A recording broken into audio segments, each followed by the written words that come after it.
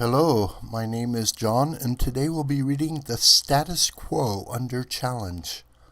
Potential Crises in North Korea, Iran and Ukraine, and the Russia Investigation Hover by Robert W. Mary, Washington Times, December 28, 2017. Robert W. Mary, longtime Washington, D.C. journalist and publishing executive, is editor of The American Conservative. His latest book is President McKinley, Architect of the American Century. Is the year 2018 going to be a seminal year for America, like 1941, 1974, 1989, or 2001? When one looks at the inherent instability of the world and of American politics at the dawn of this new year, it seems that big events could occur in 2018. The status quo, both domestic and global, is under challenge on a number of major fronts. Consider the following areas of crises or looming crises. North Korea. The United States is determined to prevent the Hermit Kingdom from getting nuclear weapons and the missile capacity to deliver a devastating nuclear blow to the American homeland. And yet Kim Jong-un is almost certain, based on his current program, to get both the weapons and the delivery capacity relatively soon. President Trump seems intent on enlisting China's help in pressuring North Korea into standing down on its nuclear ambitions. But this is iffy. China has little incentive in tattering further its already frayed relations with its client neighbor. Indeed, the Nikkei Asian Review of Japan reports that China is bracing for a major conflict between North Korea and America. According to the report, China has initiated action to build refugee facilities along its border with North Korea that could accommodate up to 500,000 people. Stockpiling of food and tents has apparently begun, says the report. It seems a good bet that the status quo in this situation won't last through 2018. Iran. President Obama bought time by joining 5 other nations in seeking an accommodation with Iran that precluded serious nuclear weapons development by that country for a decade, in exchange for the lifting of economic sanctions against the Islamic Republic. But Mr. Trump has accused Iran of violating the spirit of the deal and threatened to pull out if it isn't strengthened beyond the terms of the original compact. If he resumes U.S. sanctions as threatened, tensions could mount rapidly between Iran and the United States. America seems more and more closely aligned with Israel and Saudi Arabia on the issue of Iran, which these nations see as a major strategic threat. They want American power brought to bear in curbing Iran's growing regional influence, as American power was employed in taking out Iraq's Saddam Hussein in 2003.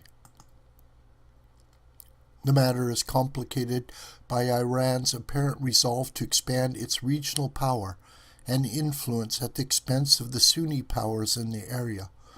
Mr. Trump seems bent on building up pressure on Iran, and it's difficult to see where all of this goes. Perhaps the status quo can hold through the coming year, but prospects of serious destabilization certainly can't be discounted. Ukraine. The tragically split country remains a major flashpoint between Russia and the West. Russia views NATO's eastward push since the Clinton presidency as a major provocation and threat.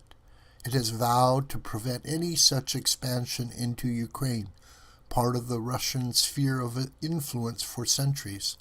Further, Russia bristles at Western suggestions that Crimea, home to a crucial strategic naval base, doesn't legitimately belong to Moscow. In support of a separatist movement in eastern Ukraine, Russia has deployed forces to the provinces of Donetsk and Luhansk.